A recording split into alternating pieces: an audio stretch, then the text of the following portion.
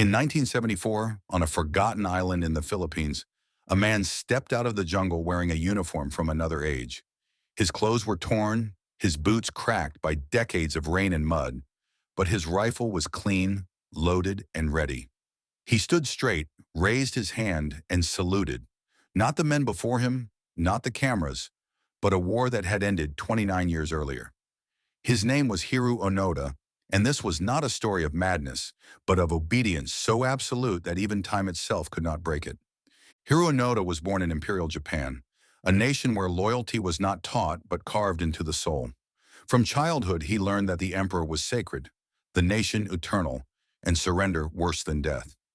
In military training, he was not prepared for a glorious end, but for survival, how to hide, how to endure, how to wait. Above all, he was taught that orders were life itself, and once given, they did not fade with years or circumstance. In December 1944, as Japan's defeat drew near, Onoda was sent to Lubang Island in the Philippines, a quiet land of forests and villages.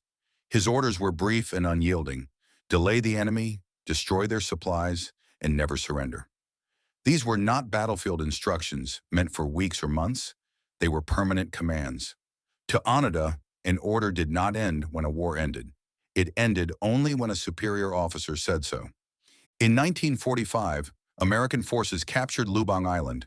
Gunfire faded into silence, and leaflets fell from the sky announcing Japan's surrender. Onoda read every word carefully, then rejected them all as enemy deception. Wars, he believed, did not end with paper and promises. They ended with orders.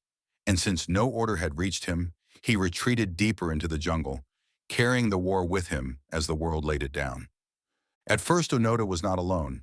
3 other Japanese soldiers remained with him, living like shadows, stealing food, repairing uniforms, rationing bullets, and waiting for Japan to return. Years passed and one surrendered, then vanished. Another was killed in a clash with local forces. Another fell to gunfire.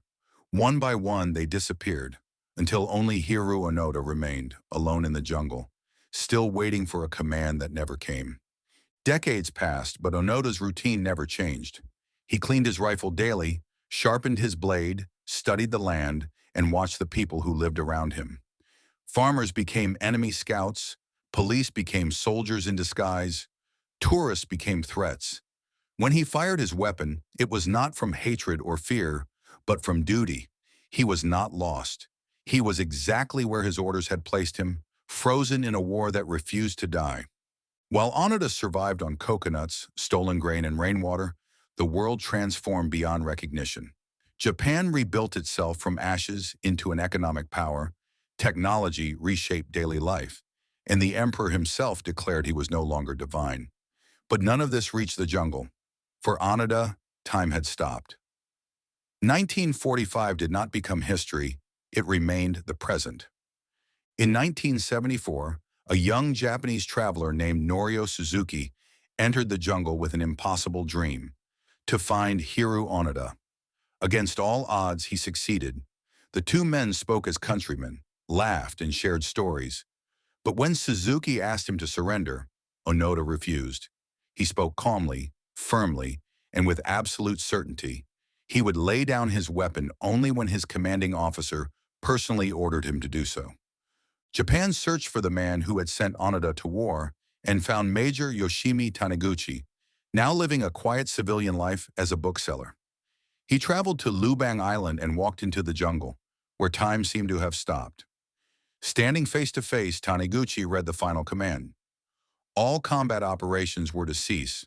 Onoda listened, removed his cap, bowed, and after 29 years, finally accepted that the war was over. Hiroo Onoda returned to Japan as a living relic, a soldier from a forgotten era. Some welcomed him as a hero of discipline and endurance. Others saw only tragedy in the years he lost. The country he loved no longer resembled the one he had fought for. He struggled to understand a peaceful world that had moved forward while he remained behind in the jungle. Hiroo Onoda did not fight for fame or glory.